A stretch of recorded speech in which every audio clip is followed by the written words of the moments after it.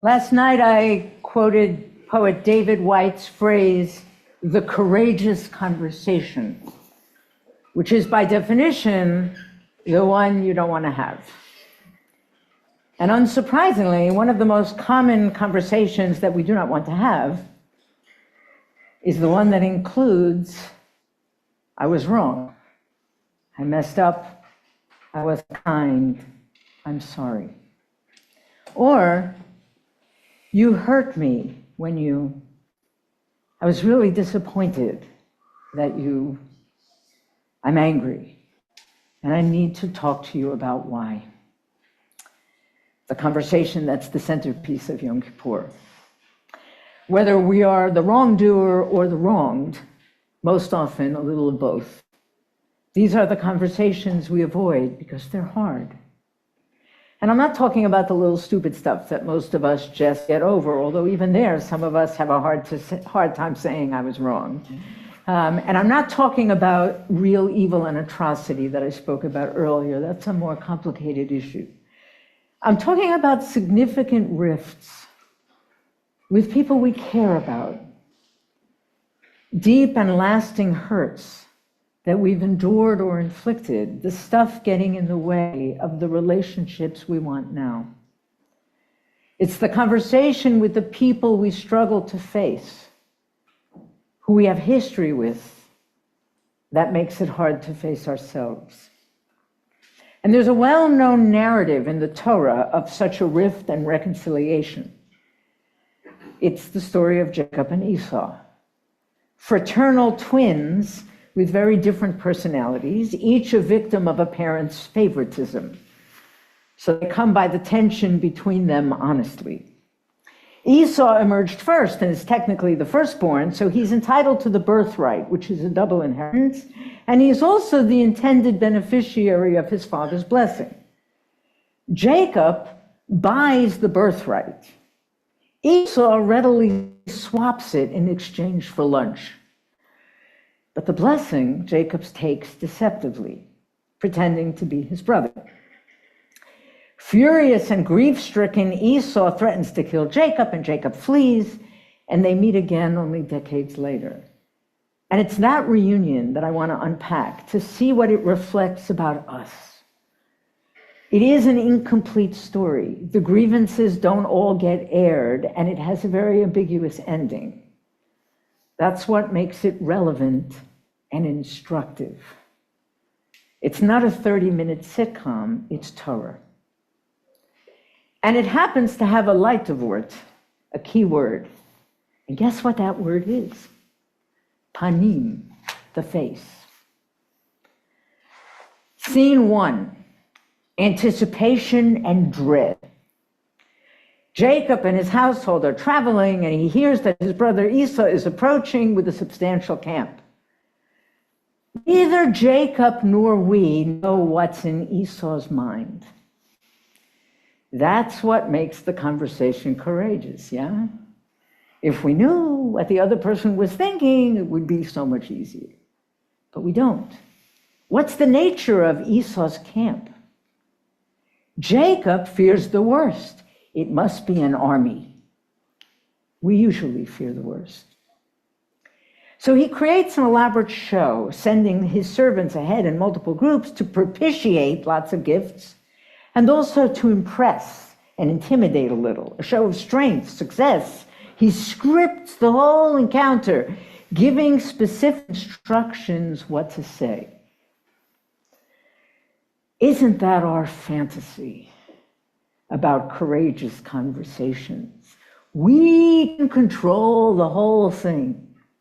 We can manage the other's response. He seems most worried for his physical safety. Esau will make good on an old threat to kill him. He has a narrative in his head. He's an aggressor. He's always hated me. We carry those things. The text tells us what he was thinking. Here's a standard translation.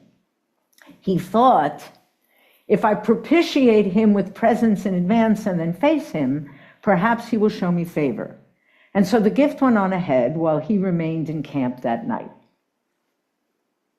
Here's a hyper-literal translation of that very same text. Listen to this. He thought, if I cover over his face with presents for his face, and then see his face, perhaps he will lift my face. And so the gift went on ahead in place of his face, while he remained in camp that night. It's a verse and a half. 26% of the words are a form of faith. Maybe the deeper fear of the courageous conversation is being revealed. Ulai yisafanai, perhaps he will lift my face. There's an echo here of Cain and Abel, that fallen face of Cain, which led to fratricide. Here, it expresses our hopes, anticipating that courageous conversation, the I'm sorry or I'm angry. We long for uplift. Maybe facing this person will relieve my burden of guilt. Maybe facing this person will relieve the hurt, humiliation that weighs me down. I'll feel seen. And the same phrase contains all our fears. There is, of course, the possibility of rejection. What if the other says, no, I don't forgive? Or refuses to accept responsibility for what we confront them with? But the fear is deeper. Ulai yisafanai. Perhaps he bears my face. That's the really scary part. Faces unnerve Jacob, probably because he's a twin. He lives on that border between the me and the not me, and don't we all? That's the challenge here. Courageous conversation takes us right to that edge of me and not me, or me and what I wish is not me, what I don't want to believe or think is me.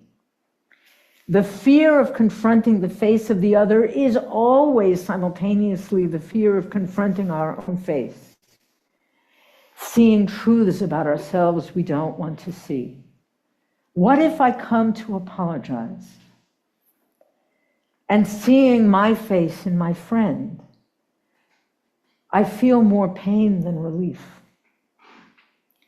Because now I really have empathy. And I really get and feel the depth of the hurt I caused. Or maybe I'll see that my behavior was even worse than I thought it was. Or what if I lose control of the narrative, of my own apology, what I'm ready to fess up to? And it turns out the other actually saw not only what I did, but why. They saw who I really was when I was doing it. And they're confronting me with patterns that I didn't want to see, character traits that I'm not ready to own. Or what if I come to air my grievance, demand an apology, and the other's face reflects to me how much we're the same? And suddenly I see this person I've been so angry at, so frustrated. I see they're as limited and flawed and vulnerable as I am. What kind of person am I that I judge them so harshly? Do I want to be judged the way I've been judging? Or what if it turns out that I see I actually have the very same flaws, the very thing I'm so exercised about, it's just wrong. I do that too. Or worse, what if it turns out it was me all along? I'm the problem. You know those Reddit threads? Have you seen these threads on Reddit? AITAH? You'll pardon the language. It stands for, am I the asshole here? They're actually really good. People write in and say, like, this is the I'm so mad about this. I put it to the group. Is it me? It's the end of Merle Feld's poem that I gave you on that yellow sheet. A door closes. A missed meeting is someone's fault, isn't it? And the temptation is great to blame. Conclude the fault was his. And the pain is great to imagine the mistakes were mine. If not for me, it all would have turned out beautifully. So Jacob evades, like we often do. I'll cover over his face. The Hebrew is achapra fanav. It's actually the same root as Yom Kippur, atonement, covering over. Here, I'll cover over his face with gifts, with bribes. I'll face him without really facing him, without having to really see or be seen. Doesn't work that way. Real forgiveness always involves seeing the face of the other and revealing one's own. And by the way, it's true in national life too. Sometimes we can reach a temporary ceasefire negotiated at arm's length. But real peace, long-term peace, can't happen without the courageous conversation. Each side facing the other and themselves.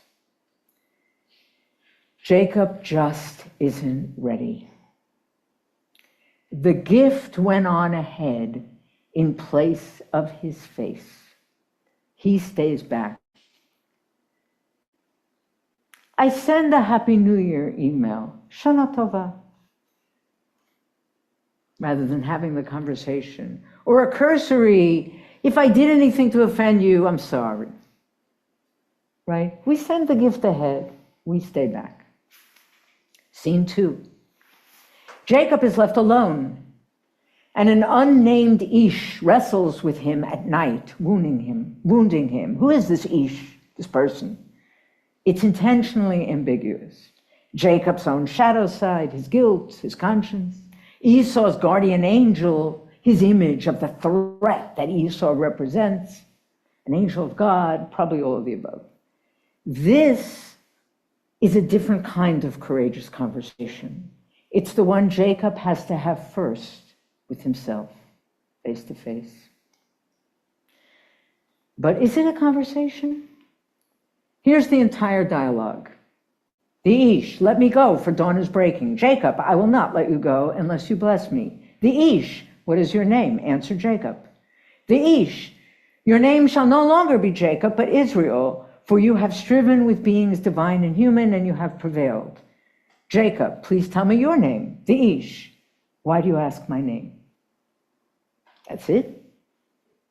Most of the time, when we prepare for the courageous conversation with the other, we have a whole opera libretto in our heads, right? What they said, what I said, what I'm going to say, what they might say, what I would say in retort, what the other was thinking, what they really meant, we have a whole thing. Why is none of that here? And nothing the way the Torah gave us earlier of Jacob's inner monologue. This is a different kind of preparation, a different kind of conversation. It's an inner silence. Here again is David White, the poet. This has nothing to do with the Torah, and it may be the best reading of Jacob's wrestling that I have ever heard. Listen to this. When your mind is actually naming things, it's almost as if it's keeping things at a distance by naming them. Your strategic peripheral mind is constantly trying to name things, constantly trying to have answers to everything. So when you feel that, then it's time to bring it back into the silence of the body, the wrestling. And then he says, the first step in deepening the conversation is to stop having the one you're having now. Seems obvious. I'm going to say it again. The first step in deepening the conversation is to stop having the one you're having now. So not to reframe it, not to reimagine it, not to rehabilitate it, not to rearticulate it, just to stop having it and go into silence. And you don't do that from a puritanical mode or to keep people at a distance. You go there so you can drink from a deeper well. You can have another foundation from which to actually approach what's going on. I will tell you that since encounters, I have tried it. I'm in my head, I'm mad at something, I'm rehearsing the whole libretto, and I hear his words, stop having the conversation. Just go into silence. And you know what? He's right. It shifts something.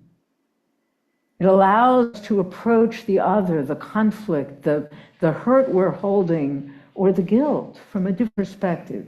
He continues, that immediately, by definition, puts you into a relationship with the unknown. So the second element, the second step, is cultivating a friendship with what you do not know. Getting used to not having easy answers. This, I think, it's so hard. It is so hard, right? When you're in that head to stop the conversation. But he's right. To begin a new conversation, to repair or deepen a relationship, to learn more about ourselves, be open to learning something different about the other, to discover our own depths. We have to stop the conversation we're having now and step into silence, uncertainty, and ambiguity. Jacob wants the name of the unknown Ish with whom he's wrestling. Naming is power over. Facing means giving ourselves over to whatever happens. And unlike a face, as I said on Rosh Hashanah, the Hebrew word for face, panim, is a plural noun. There is no singular for face in Hebrew because it's always multifaceted, multivalent, ambiguous, changing. But in Hebrew, a name is Shem, it's singular. And so he, like many of us, wants to pin everything down, put a label, put it in a box, me and the other. I'm Jacob, he's Esau. We're totally different. Faces are harder, especially for fraternal twins, which all humanity are. There's a lot of me in his face and a lot of him in mine. Oy. And so Ish says, Lama ze tishal lishmi? What is this, you asking my name? Vayavarech oto sham. And he blessed him there. I want to suggest that the question is the blessing. Is it serving you? Trying to name everything? Is that really a good way to relate to the world? Is it a good way to relate to another person? No.